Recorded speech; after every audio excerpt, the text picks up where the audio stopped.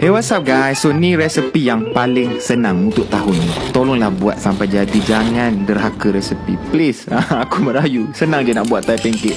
Pecahkan telur, ambil pisang potong. Pakai pisang. Jangan pakai rambutan ke betik ke, jangan. Pisang saja. Lepas tu letak dalam telur, kacau-kacau. Lepas tu letak tepi.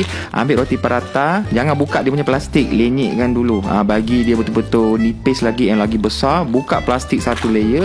Letak dalam kuali. Jangan hidupkan api lagi. Baru buka lagi satu layer plastik tu. Letak telur dengan pisang tadi, tutup kiri, kanan, depan, belakang. Api make sure yang paling kecil, yang sekecil boleh. Jangan bagi hangus, bagi kecil saja. Siap. Itu saja. Lepas tu letaklah topping, letak hazelnut ke, matcha ke, susu pekat ke, minyak gamat, janganlah.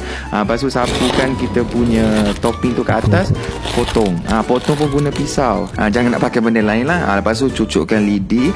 Aku stres sebab bulan ni banyak resepi yang orang buat, tapi dia tukar macam-macam. InsyaAllah boleh jadi. Senang je. Okay, selamat mencuba.